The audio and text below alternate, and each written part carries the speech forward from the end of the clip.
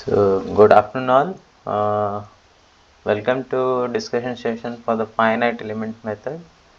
It's almost 3, so okay, let me first start with my introduction. The course name is finite element method, and the course instructor of this course are Professor Vishwanath Banerjee and Professor Amit Shah from IIT Kharagpur, and myself, Asif Raza. I am your teaching assistant. I am a PhD scholar from Department of Civil Engineering, ISC Bangalore. So, uh, in all, in every Saturdays from 3 to 5 p.m. we'll meet and discuss whether doubt, it could be doubt or questions related to assignments. So if you guys have any doubt, you can just ask me regarding the lectures throughout the week, or maybe related to assignments. But one thing that I cannot directly tell you the what's the assignment answer or something like that. It would be indirect way. Okay, so let's start. Uh, So our first question is choose the correct stiffness matrix of element AD from given 2D truss. So here we are given a figure, a 2D truss. Element AD is this one. So we need to find the stiffness matrix pertaining to this element. So as you guys must have studied, like uh, for an element of having length L and having an inclination theta with the x-axis, and I take my okay, just a minute.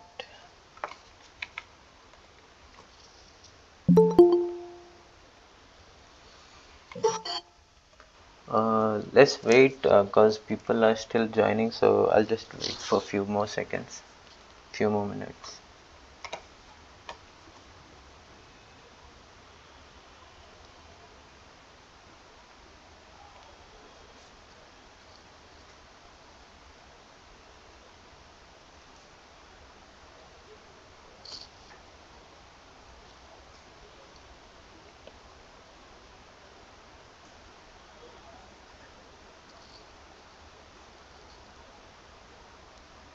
I hope I'll continue. So if you are given an element of length L and I take my x-axis as this and y-axis as this. So if it is inclined with an angle theta, so stiffness matrix pertaining to this element is given by, okay, so the area and Young's modulus of this element is taken as AE. So stiffness matrix pertaining to this element is given by AE by L cos theta, sorry, cos square theta, cos theta sin theta. Let me write it down.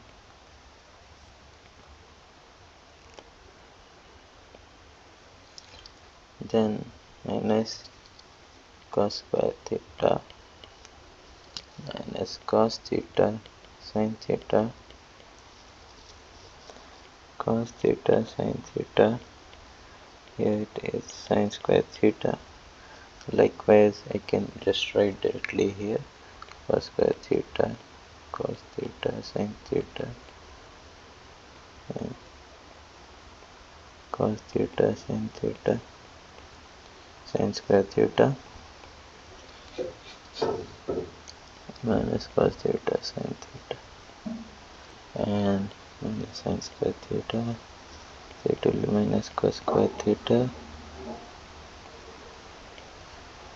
minus cos theta sin theta, and this will give me minus cos theta sin theta and minus sin square theta. So this is for an element with area A, Young's modulus E, and length L. The stiffness matrix pertaining to this element is given by this relation. Now for the question, what will be the length of AD? Length of AD would be, this is, okay,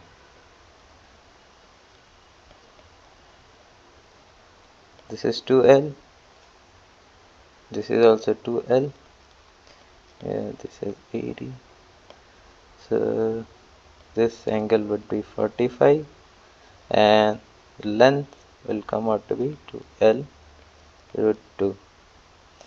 So let me substitute it, write it like this here.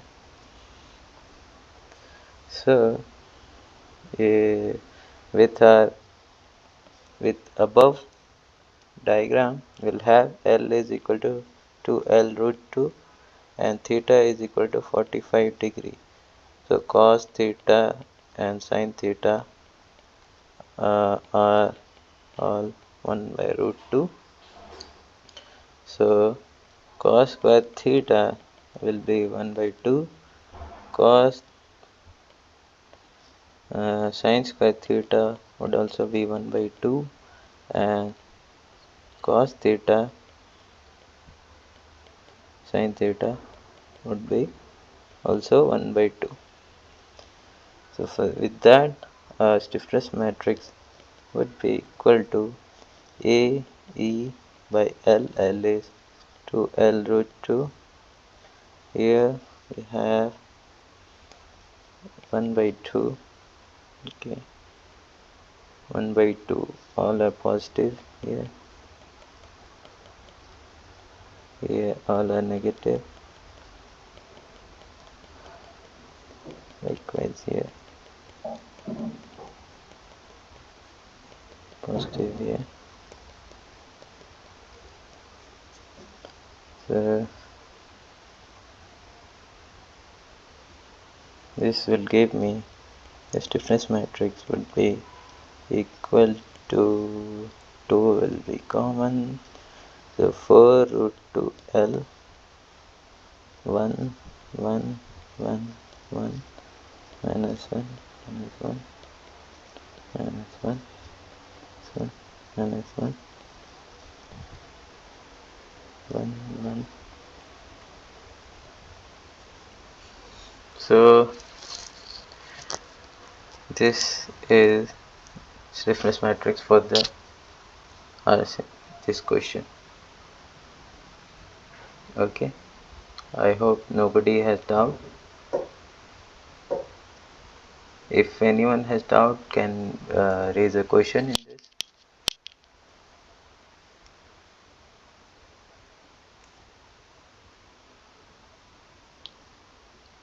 Okay, then I'll move on to the next question. Next question is, choose the correct option for the convergence study from the following statements. Options are, first option is quality of convergence of solution improves with increasing the number of elements. Second option is quality of convergence of solution deteriorates with increasing the number of elements. And third option is quality of convergence of solution improves with decreasing the number of elements. And fourth option is none of these. So what do you think? What will be the answer? You guys can write in the chat box also if you want try to answer.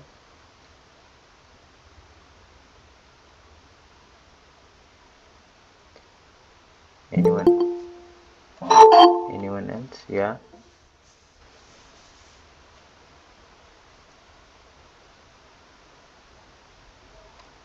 Yes. Yeah. Everyone is correct.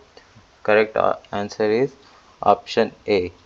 Uh, the quality of convergence improves with increasing the number of elements. Uh, may I ask, like, to improve the so there are two type of convergence. One is okay, so there are two type of refinement. This is with respect to mesh refinement, when we are increasing the number of elements. There are two types of refinements, P refinement and H refinement. H refinement is what will take, like, initially if we are having the element like this. So in H refinement, on the next uh, uh, in the next if we are refining it, we'll take the mesh as like more refined way. Number of elements are increased, so we decrease the size of the element. Like our element, initially our element was having the size of h. In the next,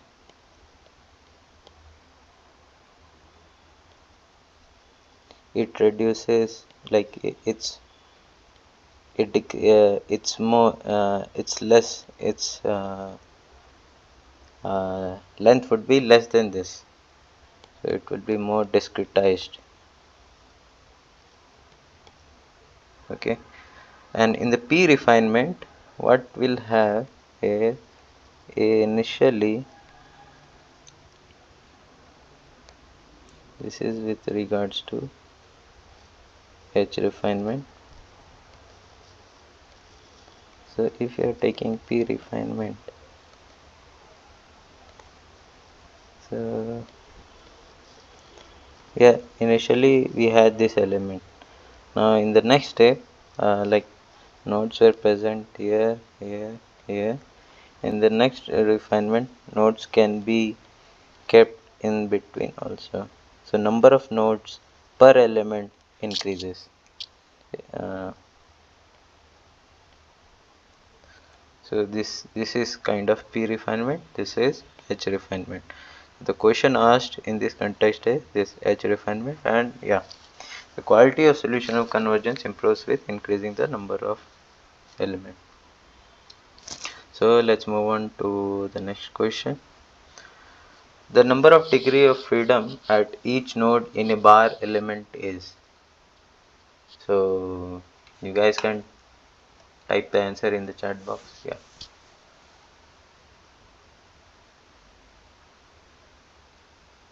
Anyone else?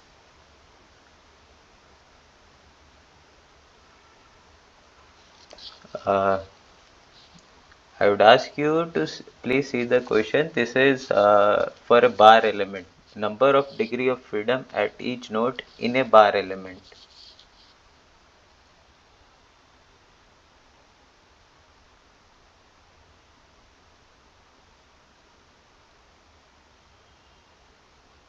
Anyone else?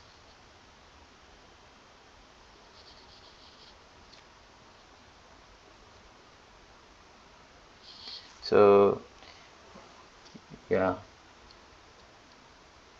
yes, yeah. So to correct Charumitra, answer would be 1, because only actual degree of freedom is taken. Bar element only takes actual deformation. So correct answer is 1. So let's move on to the next question. Identify the dimension of element stiffness matrix for member CE of given 2D plane frame. So CE, this is a plane frame and member CE is this one. So what should be the dimension of element stiffness matrix? Options are 2 by 2, 4 by 4, 6 by 6, 8 by 8. So what do you think? What would be the answer? Any guesses?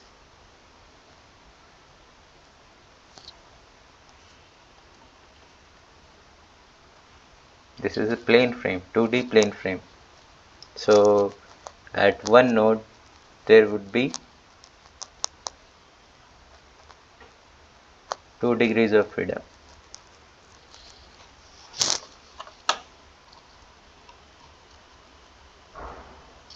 Or 3.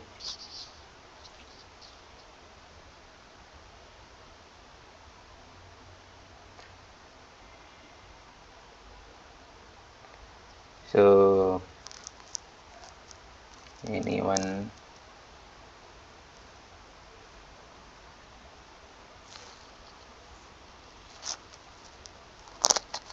No one.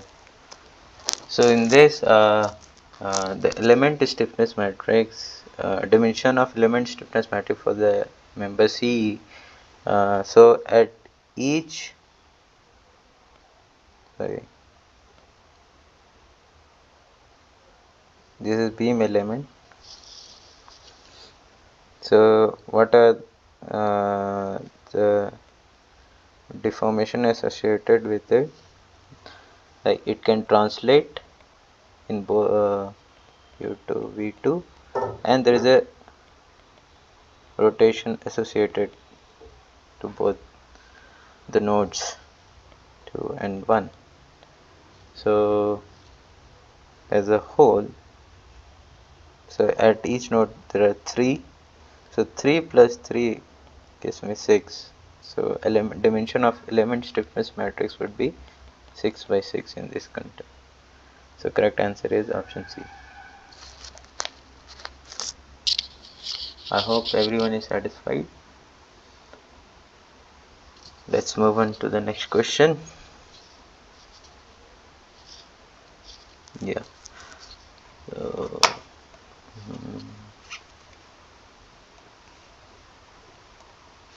choose the correct option for dimension of global stiffness matrix for entire truss.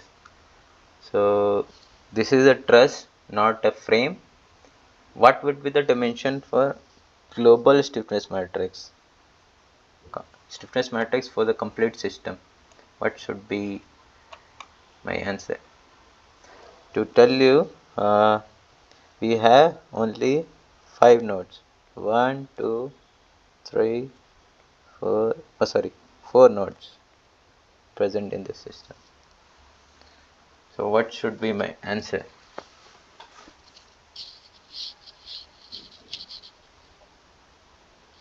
Any guesses?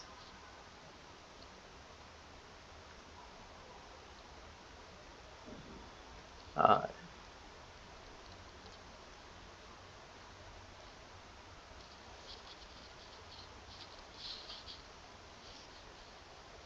Anyone else?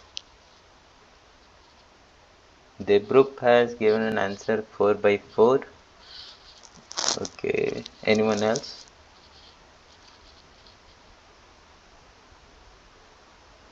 I'll say this is for the dimension of global stiffness matrix, not uh,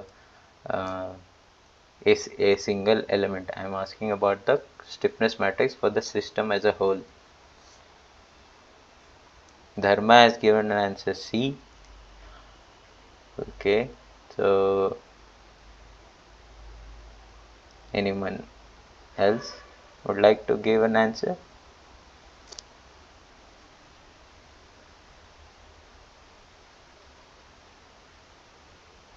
Yeah, C.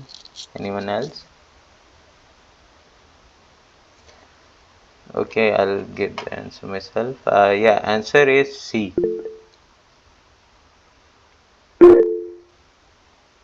Answer is C.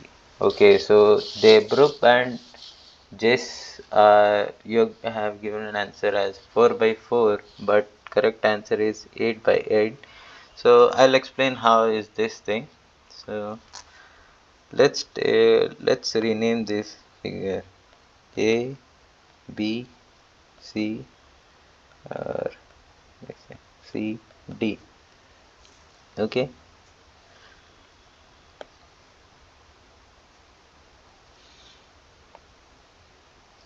So if I take my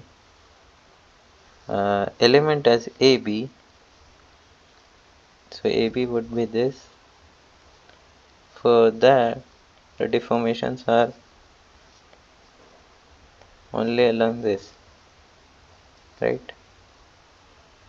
This say U1, U2. Okay. If I take the case of BC, BC is here.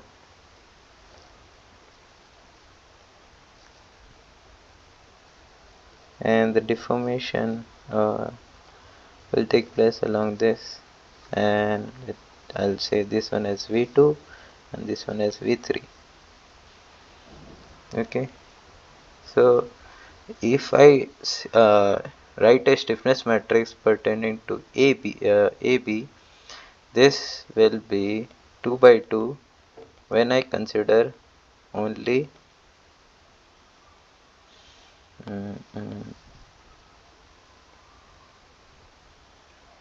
okay, just let me remove this thing.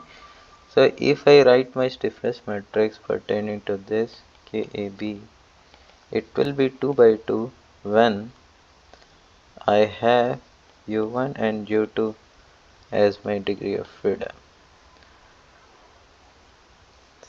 Now for BC, my system of consideration will have the deformation as if I take this V3, this one is V2. Okay, this is A, this is B, this is B, and this is C. So KBC would also be 2 by 2 when I take V2, V3 as my system, V2, V3. Correct? Like 1 minus 1 or something like that. But if I want to write the complete system, like if I want to write the stiffness matrix for AB, BC as a system combined, so or rather uh, uh, system combined, so for that we need to make directions as like I'm taking x as in the x as in this direction and y as in this direction. So I would have to include this V1, V2, even though in the AB case V1, V2 are 0. So what will happen is I'll take KB as U1, V1, U2, V2, U1, V1, U2, V2. This gives me 4 by 4. Similarly, KBC, like this will be U2, this will be U3. This will give me 4 by 4. U2, V2, U3, V3.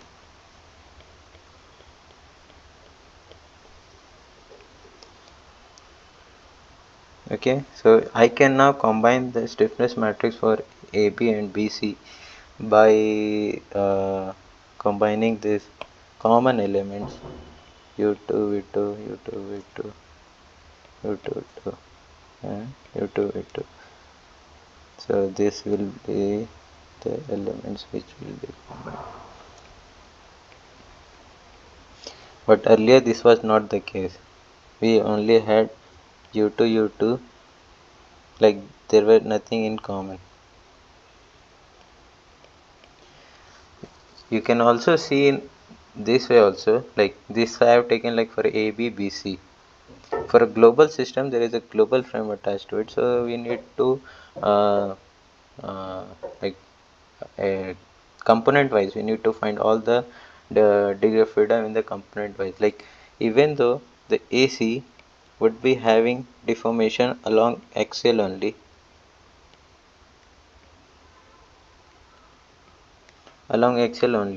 but to write the stiffness matrix for a complete system, we need to like write the deformation in the component wise. Okay, so AC will also be having 4 by 4. Likewise, we can make 4 by 4 for AD, BD, AB, CD. So as a whole, uh, okay. So this is like for every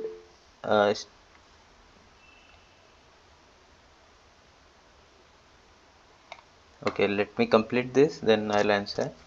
There's a chat. So like for every 4, 4, 4, 4. So at each node there are two degree of freedom associated to it.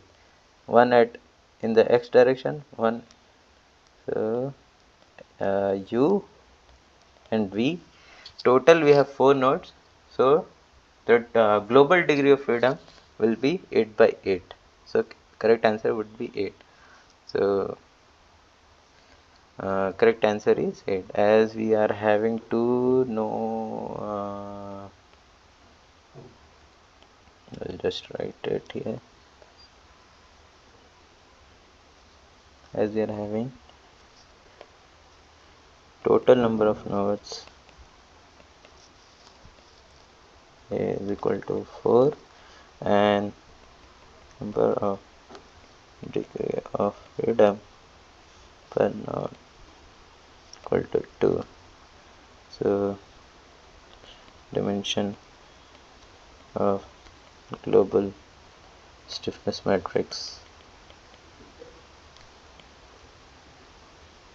would be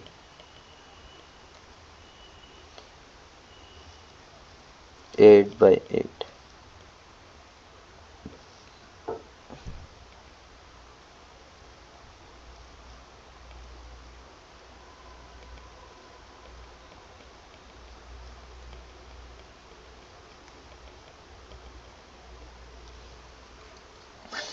Okay, there was some question, and then I applied boundary condition to the whole truss that there is no movement at A and B, thus cutting short 4 degree of freedom. Okay, so the statement made by Abraham, see, when we are asked question pertaining to the global stiffness matrix, here we don't apply the boundary condition. Boundary conditions are applied when we are solving for the displacements and reaction forces. So global stiffness matrix, in the global stiffness matrix, what do? We remove all the constraints, we remove all the boundary conditions, we see the system as a whole, uh, like this.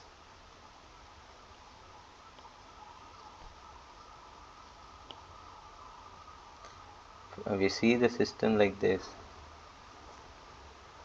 then we solve, then we find the global stiffness matrix pertaining to this, then we apply the constraint, like we solve Ku equal to F or Kd equal to F.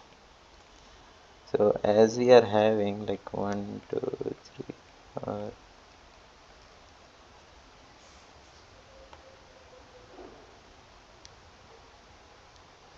A B C D. Okay, so if I take this one as U1 U2 V1 U2 V2 U3 V3 U4 V4. Okay, the global stiffness matrix will be as a complete thing, will be with respect to U1 V1 U2 V2 U3 V3 U4 V4. That will be with respect to F1 F2, or let's say Fx1 Fy1 Fx2 Fy2 Fx3 Fy3 Fx4 Fy4. This is for a complete system.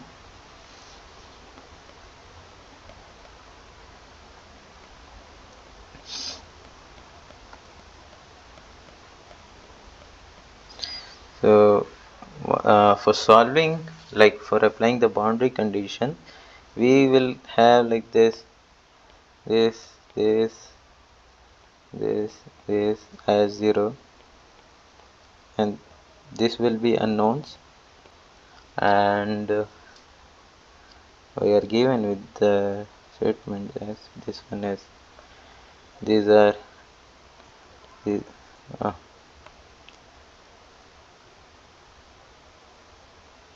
fx3 is 0, fy3 is 0, fx4 is equal to p, and y5 is equal to 0.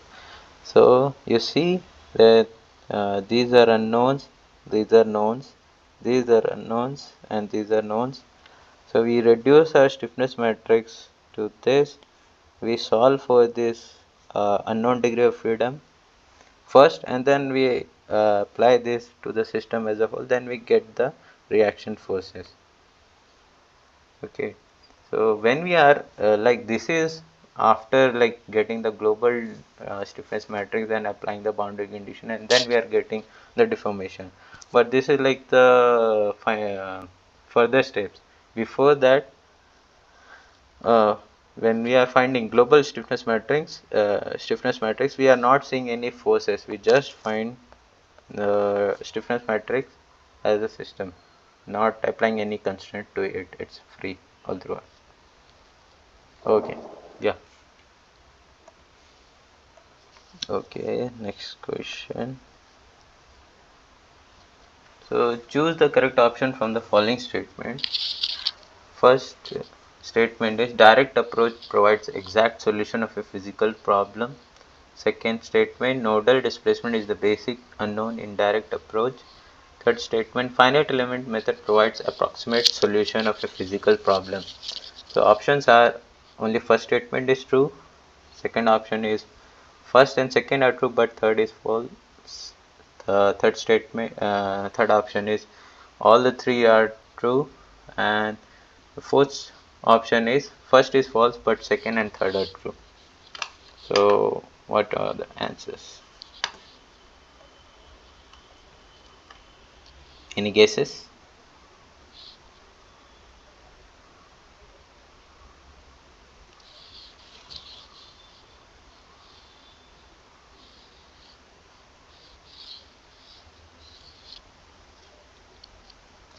Abraham has said all true.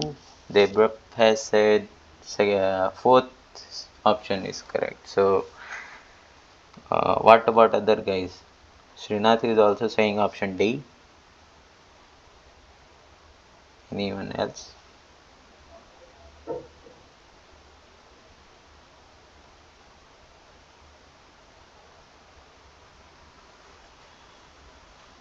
Yeah, so to correct Abraham, all the options are not correct. Second and third statements are correct. First statement is false because both direct approach and finite element method provides an approximate solution of a physical problem. So, both direct and finite element gives an approximate solution. So correct statements are only second and third. So option D is correct. Okay, I hope. Seventh question, it's a very easy question. Four node quadrilateral element is a type of option A 1D element, option B 2D element, option C 3D element, D none of this.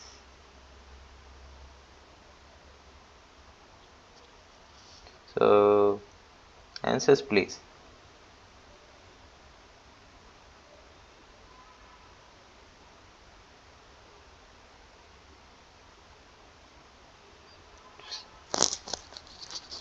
Still I'm finding a mixed answers. Abhijit has said option D, none of this. Dharma has said 1D element, and Charumitra has said option B 2D element. Rahul, so most of the answers are pertaining to option B 2D element. So yeah, the correct answer is 2D element only. So 4D node quadrilateral element is what? Suppose we take rectangle. So what do we have? It's a 2D element.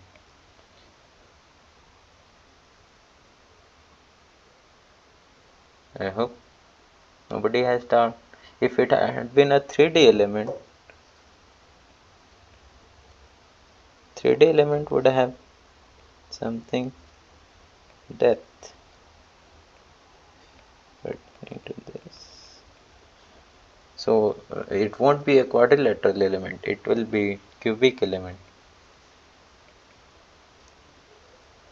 Okay, or cuboid. So answer is 2D element. Yeah. You need xy to locate each node in respect. Yes, yes. Sarumitra is correct. Vijit Chaudhary said 8. Yeah, yeah. The 3D element which I made, it was 8 noded. So yeah, you're also correct in your sense. But the question asked in this context is 4 node quadrilateral element. So its answer is 2D element. Let's move on to the next question. It's a direct question, pretty straightforward. In the direct stiffness method, the stiffness matrix of a bar element having a length L, area A, Young's modulus E is, all the 4 options are given. Yeah, yeah, yes, yes. Answer is B only.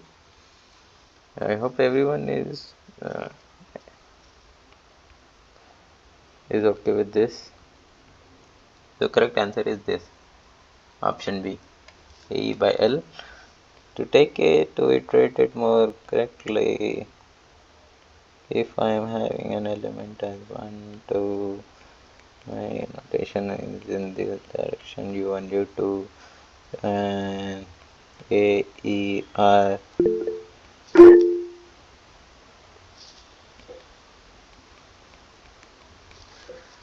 So there is one question, for 1D element, how many nodes?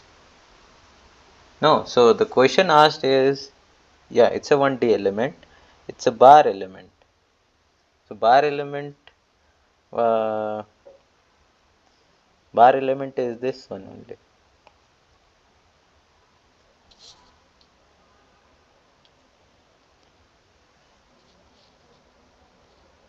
Plus, yeah.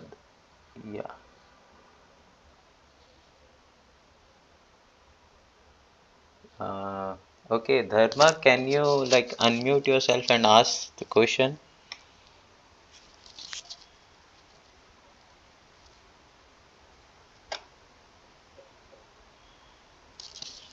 Sir, like for 1D element, how many nodes we will be using in previous questions, sir? Come again, I didn't get you. Sir, in 1D element, Yeah. how many nodes we will be using? Like because I have given four noded, we have given four noded quadratic element, and if it is any line element or 1D element, like how we will be representing that, sir? It's a quadrilateral or line element. You be precise first. No, sir. In 1D element, how many nodes we will be using? Because in 3D we have said that 8 noded, and for 1D. So it's a two node. Like uh, okay. So it depends what kind of element you are taking. In 1D also there are various cases. Like this is also 1D. This is also 1D. This is also 1D. This is a single element. These are all a single element I am talking. This is two noded element. This is three noded element. This is four noded element. What will have? It depends on the question what you are trying to solve. Like for a simple bar case, if it's a linear problem, you just take a linear element. So this is linear, but this is quadratic in nature as we are taking three node, and this is uh, come on, this is a cubic 1D element. So What's your question, to be precise? I didn't get you. No, sir, I got it, sir. Thank you, sir. Okay. Class 10 node tetrahedra element is a class of a 1D element. Maheshwar asked, so that question is wrong.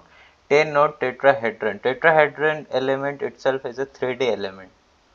So, yeah, so 10 node tetrahedra element would be a 3D element, not 1D element.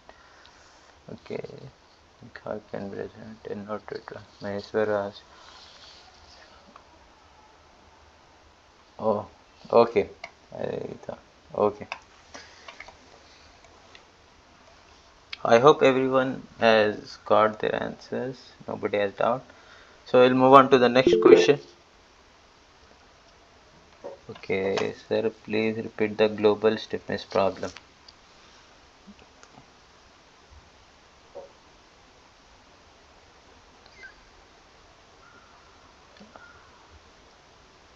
So this is the global stiffness matrix. Okay, it's better. I'll just show it in a different procedure this time.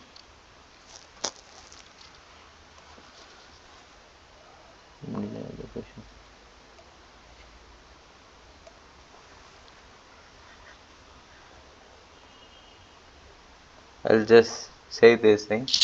See, uh, A B B C C D D A. There are six elements associated here. A B B C C D D A C.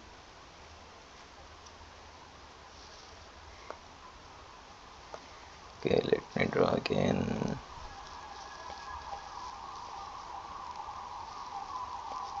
A B C D. Elements are A B B C C D A D A C B D. Okay. My degree of freedom, like if I want to write, like for every element I can have 2 by 2, like as in case of like direct stiffness case as we just saw now, like this we can have a 2 by 2, right? But this is pertaining to when we are having an axial deformation u1 u2. Okay, so for AB, that 2 by 2 is this u1 u2. Okay, for BC is for AB. For BC, this is like for axial, it will be so u1 u2 and is v3 u3 or v2 v3. Okay, for ABBC CD would be also CD. So if you are taking this as u3 u4, so this will also have 2 by 2. Then AD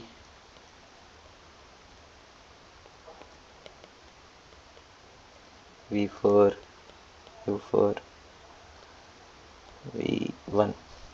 Okay, now AC, so all these are having a 2 by 2 2 by 2 2 by 2. These are, if we are seeing element stiffness matrix. So if you see AC now, if you are representing axis in terms of in this direction, okay, if I write as u bar 1 and u bar 2, so this will also have a 2 by 2. But if I represent it into the global axis xy, right, so this will be having a 4 by 4 now, because at each node there will be two components. Okay, So I take this one as u1, v1, u3 and v3. Likewise vd,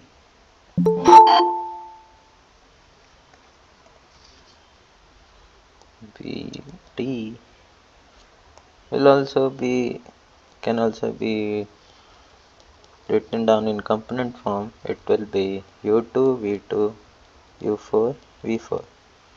Now if you want, so global stiffness matrix is what? We need to combine all this elementary stiffness matrix into the global stiffness matrix. So for that assembly, everything should be in same direction, or like when we are adding them, like when we are adding the component, it should be aligned along the same direction, right? u1, u1, u2, u2, then v2, v2, like likewise we add everything. So if you see how many unknowns are we are getting, u1, v1, u2, v2, u3, v3, u4, v4, right? So this is like what, 1 2 3 4 5 6 7 8, total 8. So stiffness matrix would come out to be 8 by 8.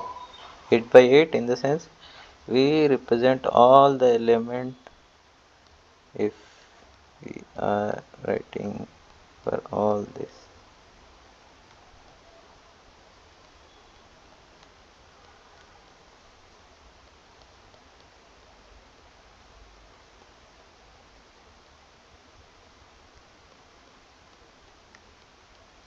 So this is what, this side 8, this side 8, 8 rows and 8 columns, so 8 by 8 would be my global stiffness matrix. I hope this resolves your doubt.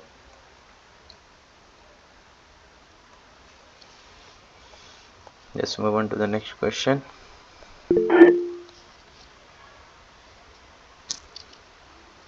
Okay, so this is similar to what I asked earlier, but that was regarding bar element. So the question is, number of degrees of freedom at each node of a beam element is, options are 1, 2, 3, 4. So quick answers please.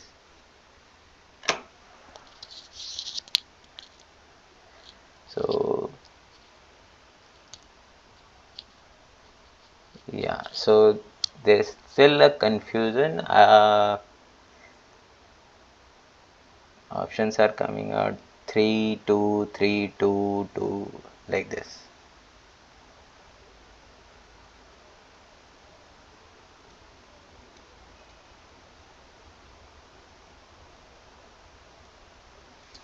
So it's a mixed answer. 2 and 3 are like most prominent answers are like 2 and 3. See, the question asks number of degrees of freedom at each node of a beam element. Here we are not talking about like global system or something like that. If we want to represent, like if I ask you a bar element, right? What was the number of degree of freedom at each node of a bar element?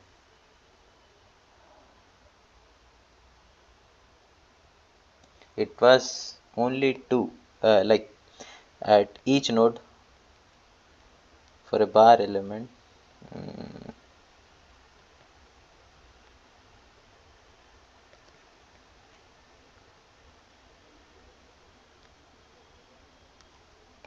the formations are u1 and u2. Okay, and degree of freedom is also along this u1 and u2. Like we can write this in v1, v2 also, but that doesn't mean that it has a degree of freedom along this. So for a bar element, degree of freedom is 1 per node. So total number of degree of freedom for a bar element is 2. for a beam element,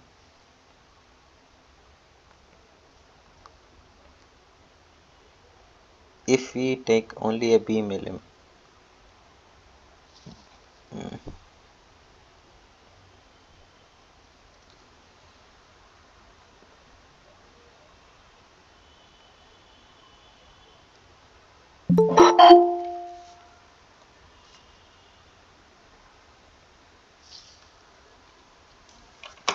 so if we take a beam element,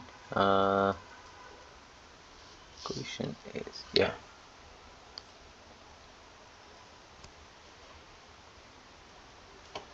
okay, so this is like degree of freedom at each node was given with respect to the deformation it is taking place.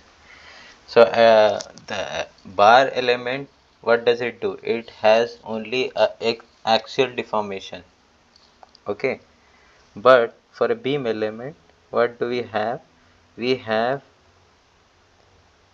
a rotation at each node and deflection at each node.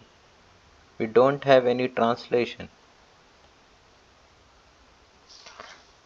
meaning to say,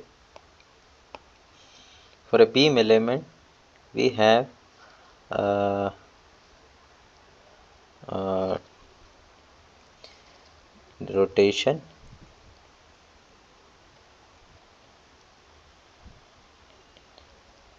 rotation and shear deflection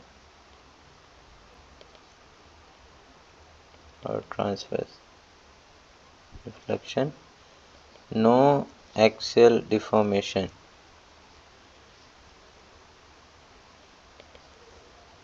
Here we have only axial deformation.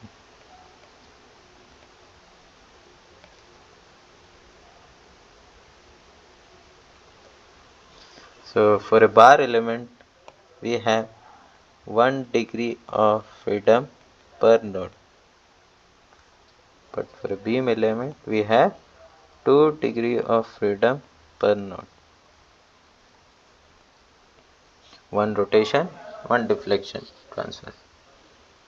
But to write it in a global, that thing is later, that comes later, that helps in the calculation of dimension of the global stiffness matrix.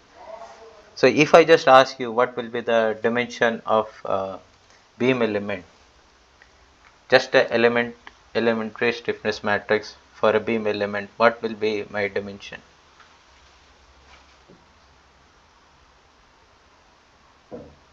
Any guesses?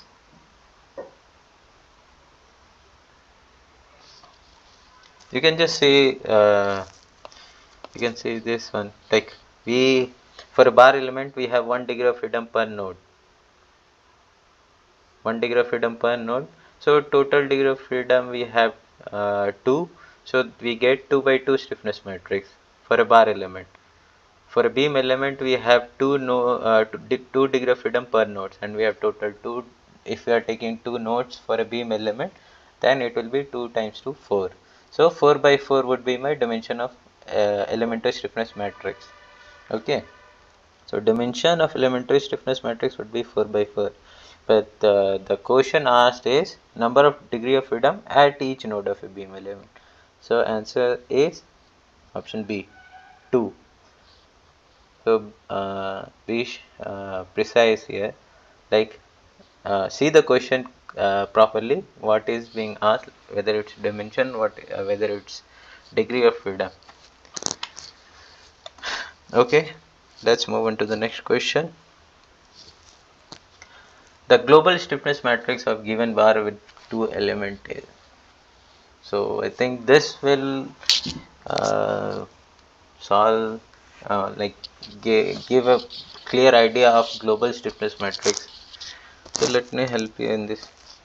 Let me solve this. Okay, so as I shown you earlier, if there is any element A, sorry,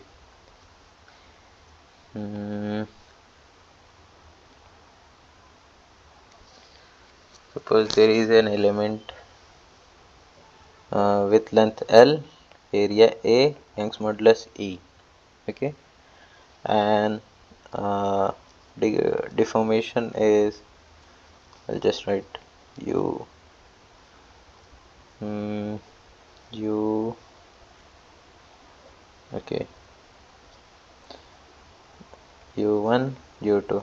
I'll just say this is for any element with length A. So what do we have the stiffness matrix? We have AE by L 1 minus 1 minus 1 1. When we take U1 U2 as our nodes, like our degree of freedom. So for first element,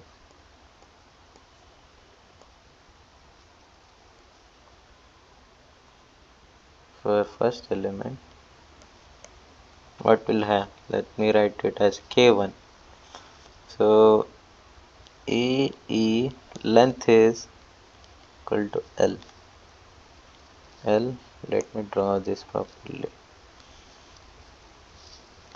Length is L. This is node 1.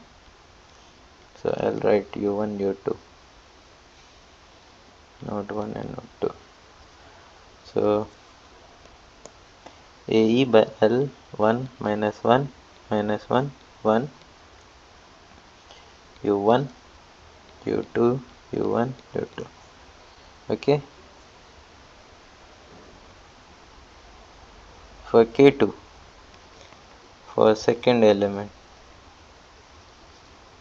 2, length is 2L. Okay, better draw this. Now 2 3 along this.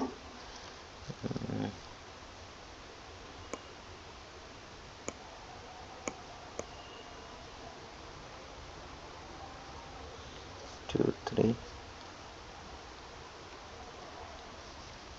So U2 U3. Okay, so my stiffness matrix would be K2 is equal to AE by L, 2L, and 1 minus 1 minus 1 1. This is for U2 U3 U2 U3. Okay, so see properly, this one and this one, we need to combine these two. Okay, so global stiffness matrix should have this all as assembly of U1 U2 U3 U1 U2 U3. Okay, so I'll just take a step by step. I could have solved directly, but let me solve it step by step. So now, when we want to have U1, U2, U3 in the global stiffness matrix, K2 can be transformed in a global way as AE by 2L. If I write U1, U2, U3, U1, U2, U3. So what do we have? We don't have U1 components, right? So we'll just write 0 0 0 0 0. So rest will just copy U2 U2. See, U2 U2 is 1, U2 U3 minus 1 minus 1 1. Okay, so this can be simplified as AE by L 0 0 0 0 0. This is 1 by 2. Let me write it as 0.5 minus 0.5 minus 0.5 0.5. These are for like U1 U2 U3 U1 U2 U3. K2G. Okay. Similarly, we can write for first element when we convert into a global frame. So we can write AE by L U1 U2 U3 U1 U2 U3. So with respect to U1 and U1, it's 1. We'll just write 1 here. And then U2 and U1 is -1, and U3 and 1, there's no U3, so this will be 0. Likewise, we'll have 0 0 0 0 here. So this will give me this thing. Now to get the global stiffness matrix, we need to add these two matrices. So we'll get what? A by L, if I have U1 U2 U3 U1 U2 U3, correct? So adding this two, this is 1 1 minus 1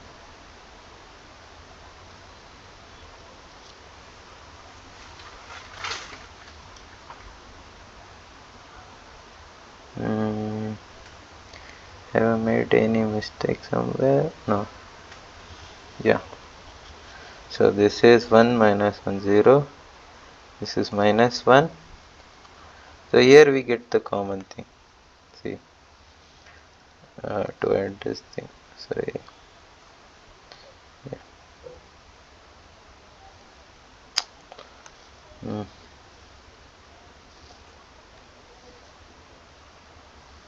So 1.5 minus 0.5. This is 0 minus 0.5 and 0.5. Okay. So this gives the answer for the global stiffness matrix. So what is the question? The global stiffness matrix of given bar with a two element is. So this is the global stiffness matrix for that element, for the system, with U1, U2, U3 as my first, second and third degree of freedom. Okay, I hope nobody has doubt. If anyone wants to say something, can say and ask.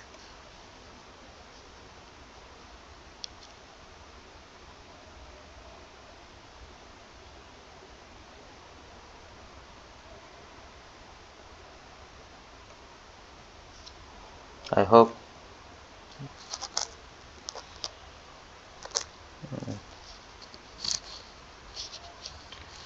Sure.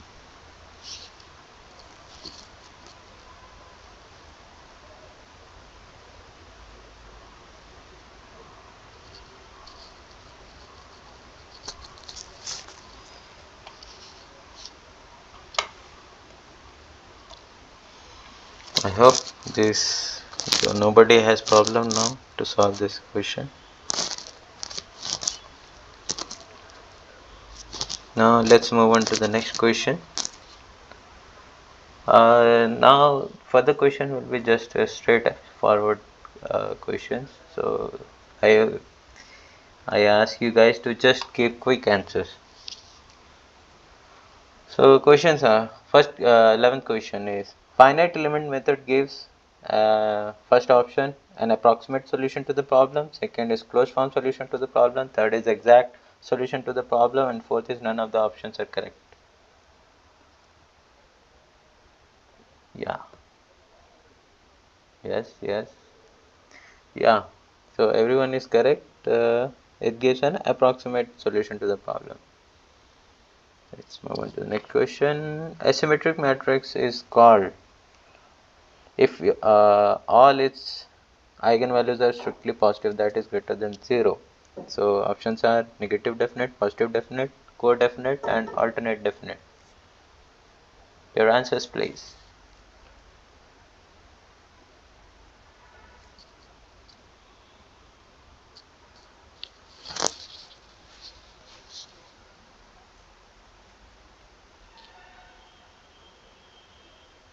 Come on.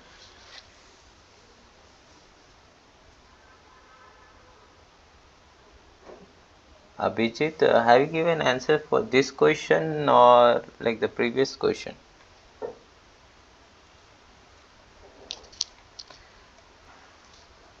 Question number 12.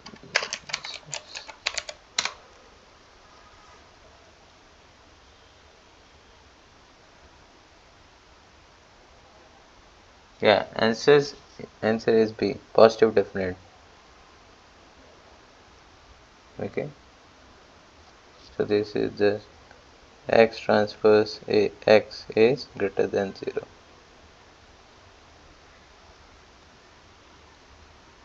Positive definite implies this.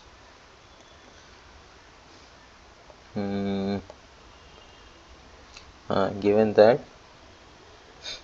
for x not equal to 0. Okay.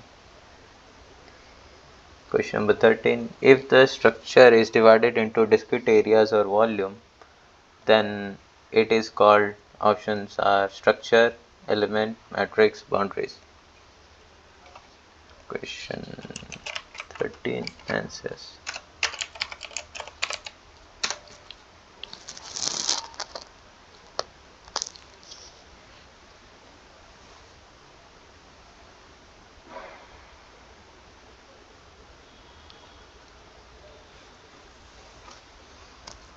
Yes, answer is element. So let's move on to question 14. Says, question is, choose the correct statement about finite element analysis. So it gives closed form solution. Second is, it is an analytical technique. Third is, the solution is exact at boundaries. Fourth is, the solution is exact. Any guesses please?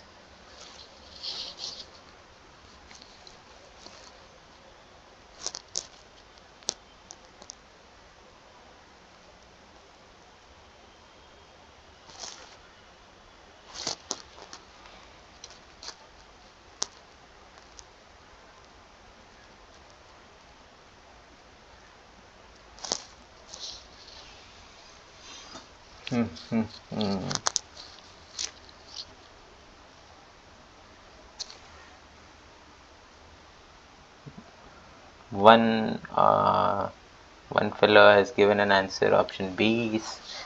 Charumitra has given an answer as option A. Anyone else?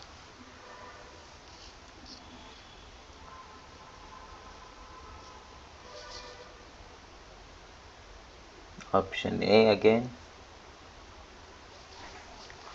Option B. A. C.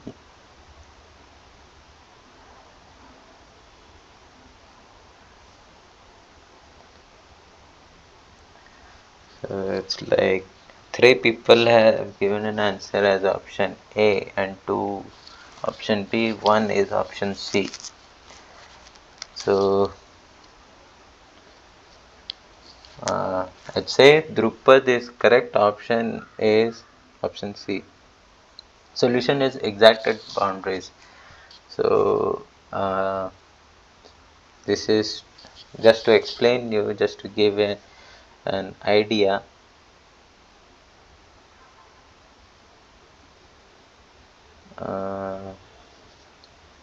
Yeah, Dharma, what you want to say something? It's a numerical solution. Yeah, so let me complete my statement. Is solution is exact at boundaries. So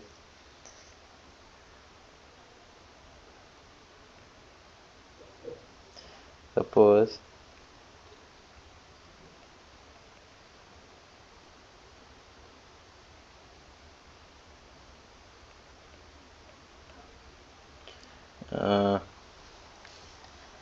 Okay, how should I say this? So the degree of freedom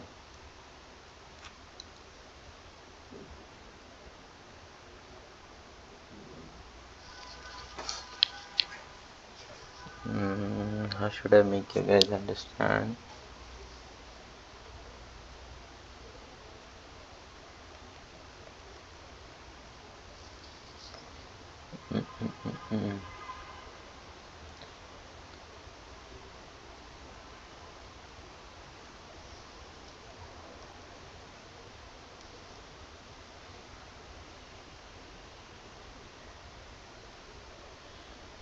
Mm.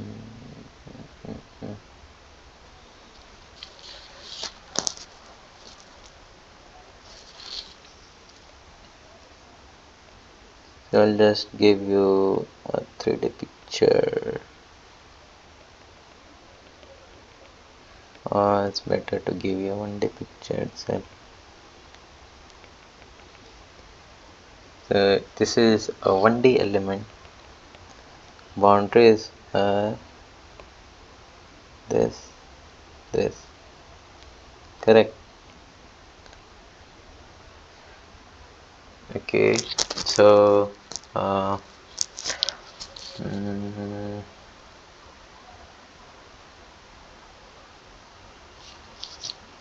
huh.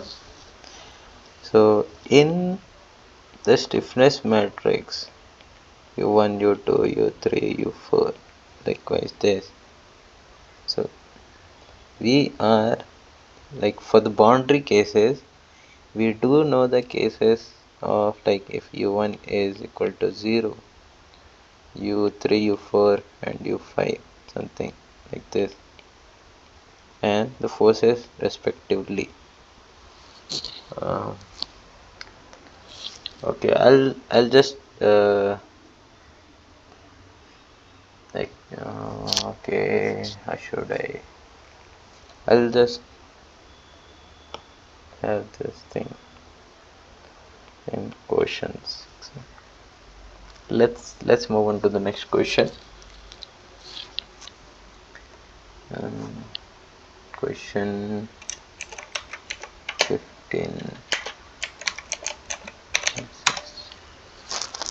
So I said earlier in this class itself, let me say how many guys have catched it on. So how many nodes are present in a 1D cubic element? I've already explained earlier.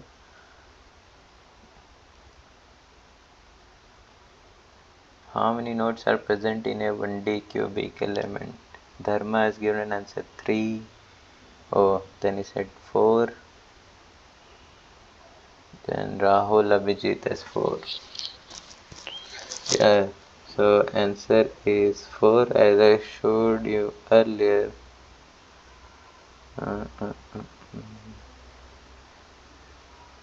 Or did I erase it?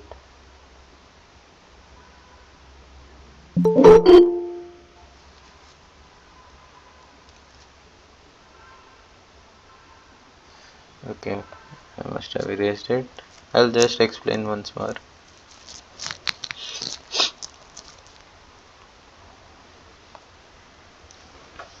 So how many nodes are present in a 1D cubic element?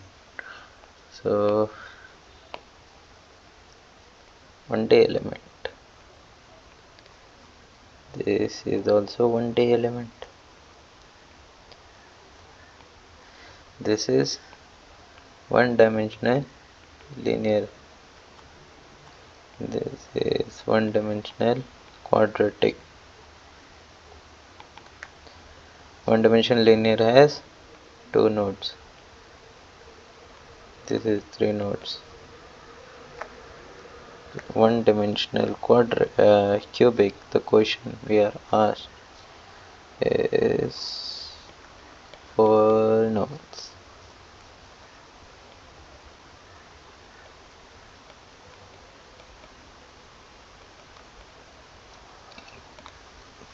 Okay.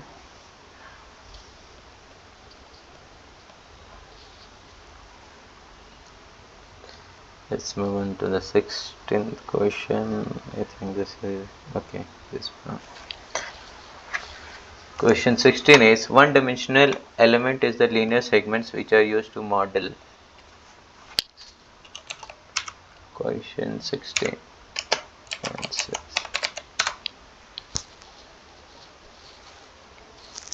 So question 16 is one-dimensional element is the linear segments which are used to model. Options are solids, second option bars and trusses, third option plates and beam, fourth option is structures. Okay, Abhijit has said option B.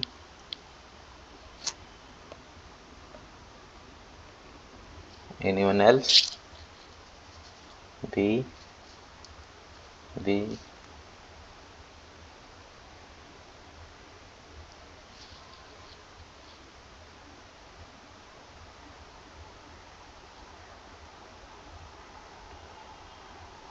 B. Yes, correct answer.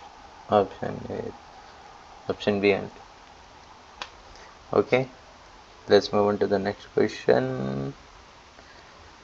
So this is quite relatable to the 15th question. What is the number of nodes in a domain when it is discretized into n linear one-dimensional elements? Options are n plus 1, 2n, and n minus 1. So let me write it 17 answers.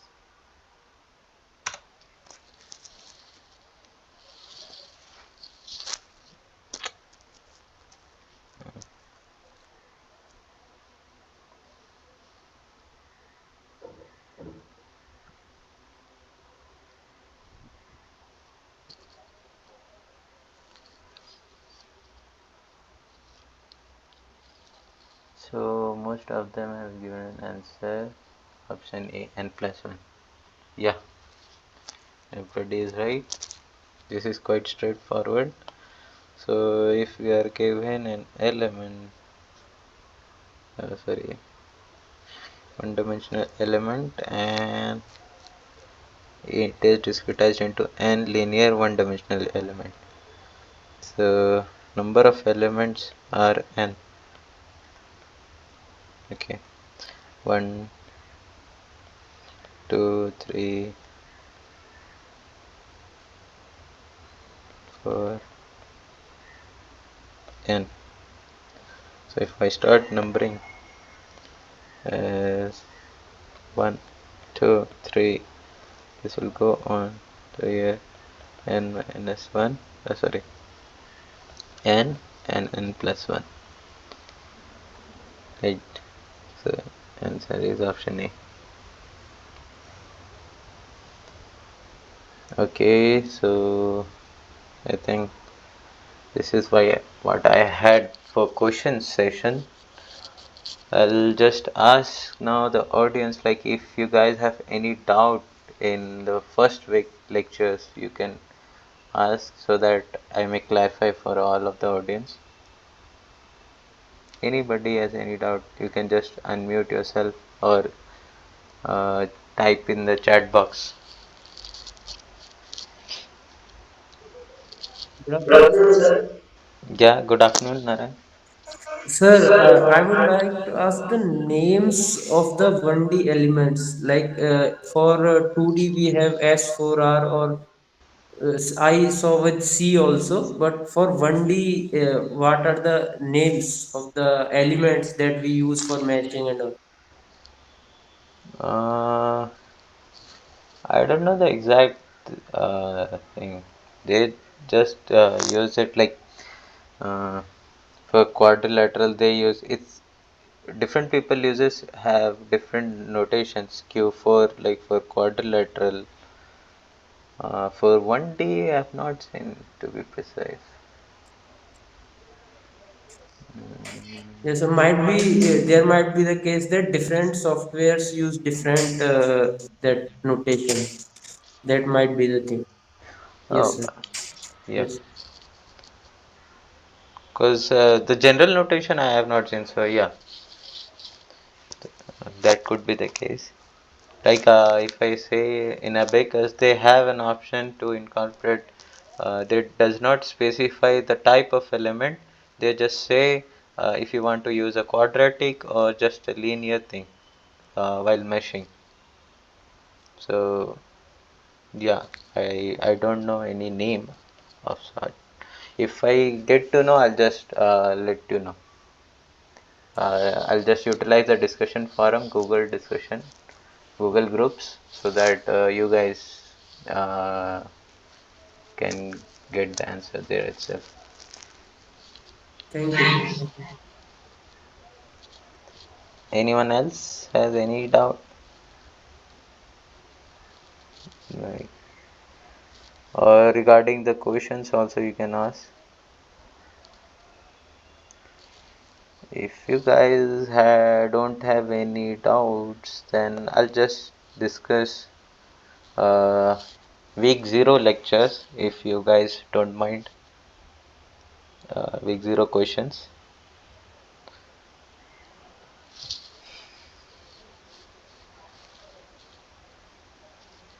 Mm-mm-mm.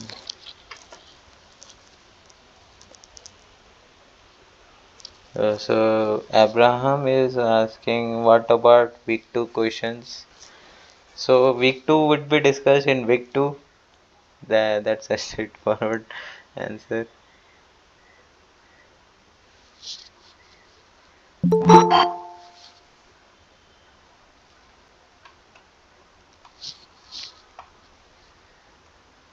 Anything else? Like if you want to ask any doubt in week 2 itself, don't ask the assignment questions, but like conceptual doubts you can ask. If I am able to answer, I'll just try to give an answer.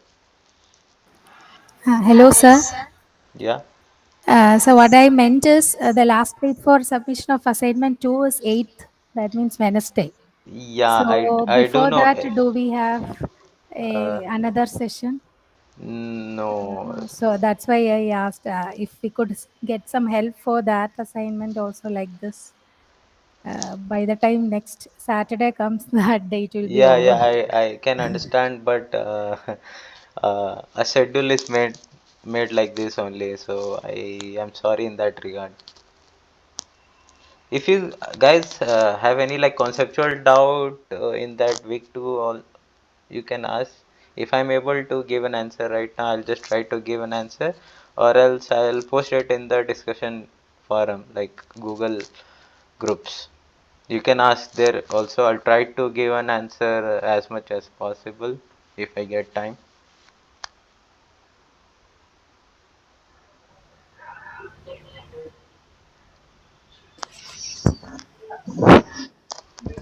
Do you have any other session on Monday, 5 to 7? Yeah, I don't know about the timings, but yeah, we do have one more session, but that session will be taken by another TA, and Okay. I think that TA will also take the week 1 discussion, like week 1 problems only, not week 2. Okay. Sir, regarding week one problem, today's solution what you have showed, just I have one doubt. In case of linear element, we are taking a common node, means if in one linear element, there are two elements in one single line, means we are taking the displacement of node 2 U2 for element number 1 and element number 2. For both, we are taking displacement U2 for linear element or 1D element. But Are you for asking about this? yeah. This one, and I also ask in here, we are taking the same means same displacement of node 2 while we are considering 1 and 2 both. Yes. And but in case of 2D frame, in case of truss, one there, in case of the means there is a Yeah, sir. Here, sir, you have passed. No, for truss only. Yeah. But here we are taking means you see point B, the displacement U2, while we are considering the bar element of AB. But while we are considering bar element of BC, the point B is taken as V1. Yeah. Means but this is also a common point of element in AB and BC. So means Okay. why we, sir, you got my point? Yeah. I'll try to clarify it. Okay. Yeah. So, uh, okay. For the other audience, I'll just try to say what Drupad is trying to ask is, okay, just let me draw it.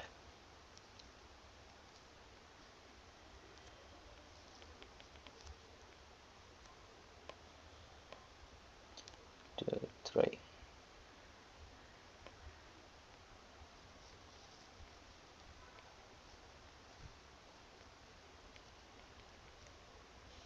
Whatever be the case, it doesn't matter. I'm saying A, B, C, D. Okay. So what Drupad is asking is, okay. What Drupad is asking is, uh, for a 1D,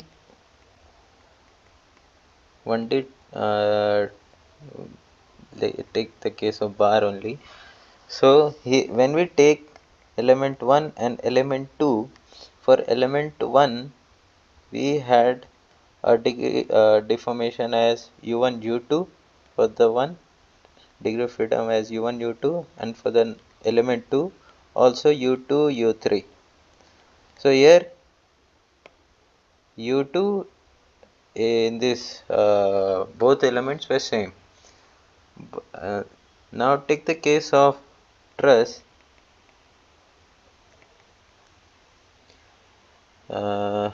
Okay, so if I draw AB, I said I used it u1 u2, okay, for A and B. But when I made for BC,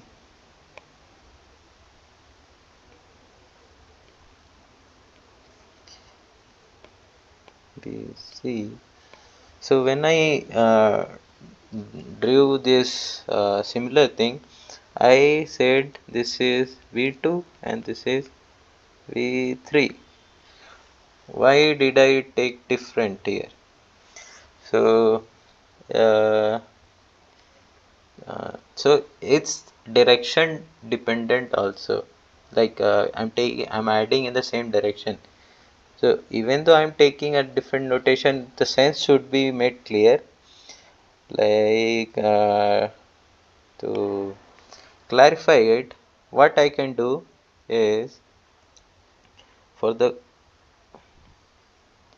whole global thing, like in the case of 1D bar element, if I draw for the whole global system, I draw my u1 u2 u3 is having in the same direction. Okay, if I draw the global coordinate system for the 2D truss, what will have u1 here, v1 here,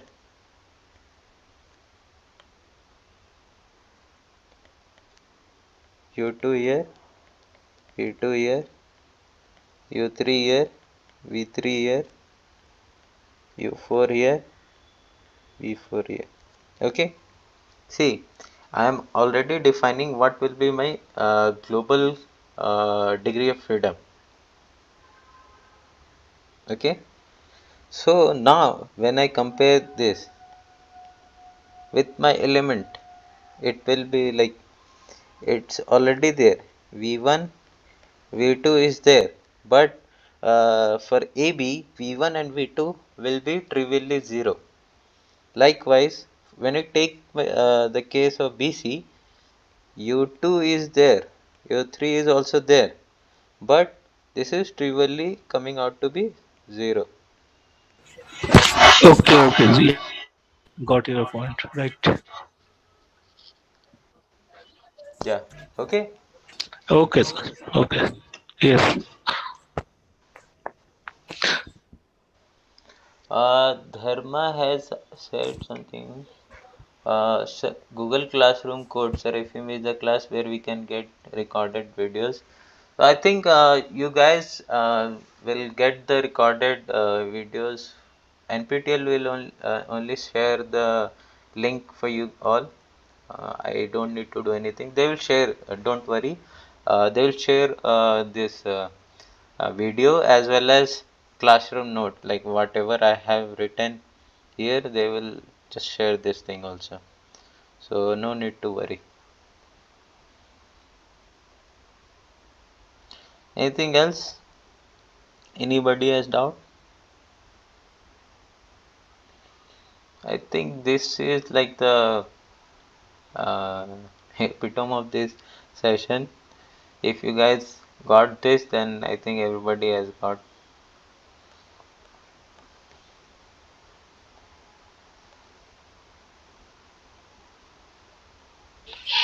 So can you could you give a just overall idea on weak formulation? Means weak form. Means why means one thing I understood that means the degree of differentiation and reduced, and it will be helpful for the means numerical solution. Okay. Means but means what about there are some also benefit on boundary condition, or I think essential boundary condition, natural boundary condition, like those part.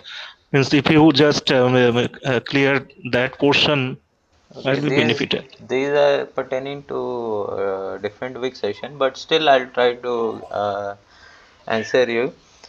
Answer your doubt. Suppose what is the what is a governing equation for a bar? It's EA d square u by dx square plus b equal to 0. Right? Where b is my uh, b is my UDL applied all throughout. I need to draw this properly.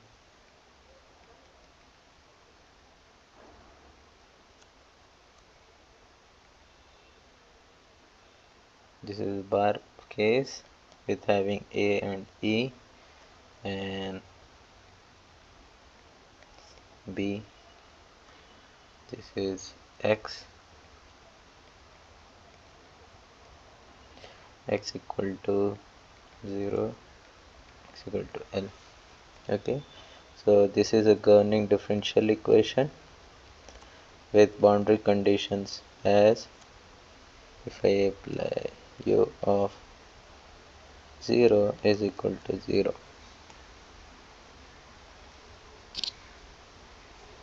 And all throughout, like if I have a force applied here, du by dx equal to p at L.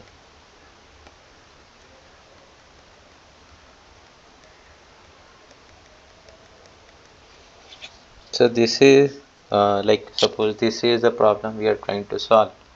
So if you see here, there is a second order differentiation for a u.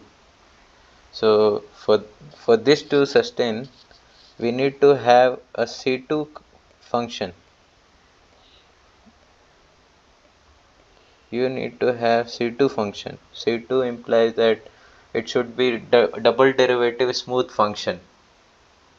Otherwise, we would have a jump or crack in our system. But to have a C2 function, that is a strong condition, like you need to be have C2. What we try to do in the finite element is we take a weak function, suppose W. We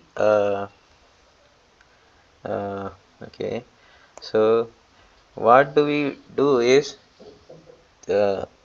this differential, this thing, what does it say is this equation need to be satisfied at each point. This is like an equilibrium equation. But what does my finite element does is it transfers the strong continuity and says, like, rather making the system like satisfying this equation in at every point will just satisfy in an overall sense, like we'll take W times EA d square u by dx square plus B, integrate it over the domain and make it 0. And this u is not this u is not the exact solution, this is an approximate solution, okay, such that the essential boundary condition are satisfied. We don't need to satisfy the normal boundary condition, natural boundary conditions, but essential boundary condition need to satisfy.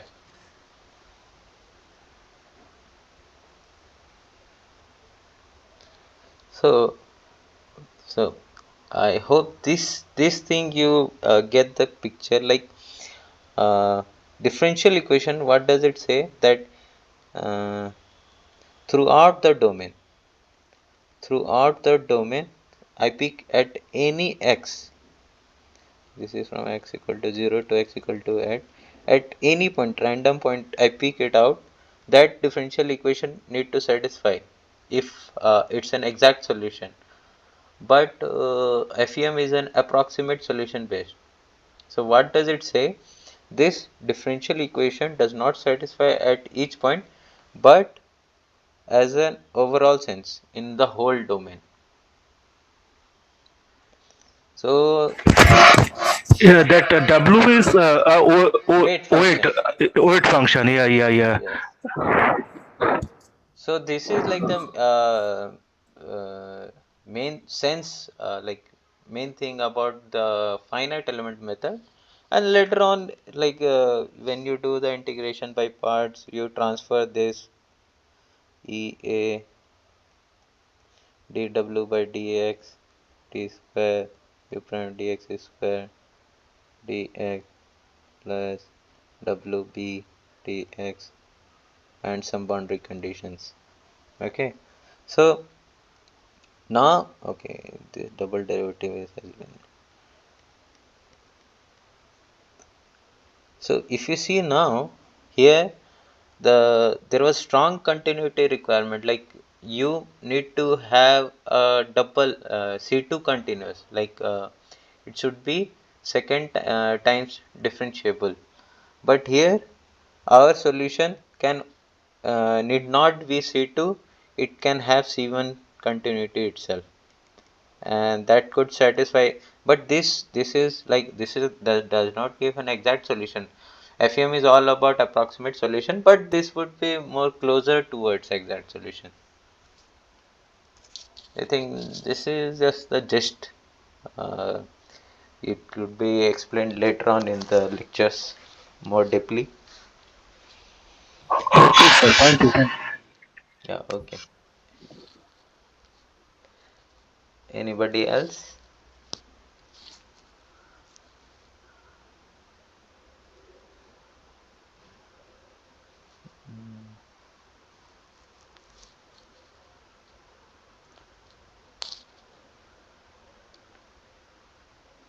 So okay, I hope, can we close the session now? It's better first ask you guys. If okay, then you can just post okay on the chat box.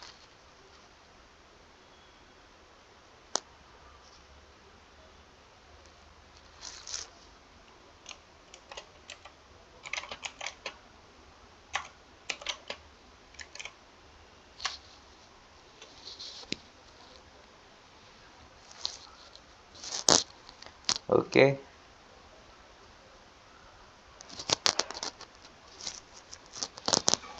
Okay, then let's close the session. Let's meet same time next week. Okay, and one more thing, like, if you guys have any doubt, just use the discussion forum in the Google groups, and when I get time, I'll just try to answer as much as possible. That's all for today. Have a nice day. Take care. Bye.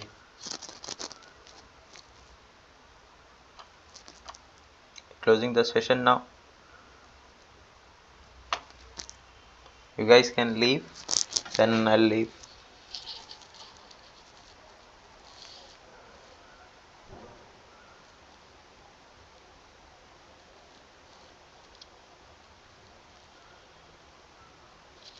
If you are staying, then I'll think that you guys have still doubt you want to ask.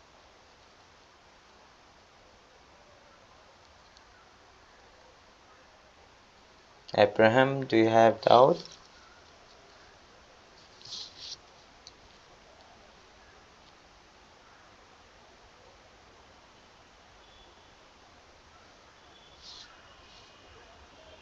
Okay.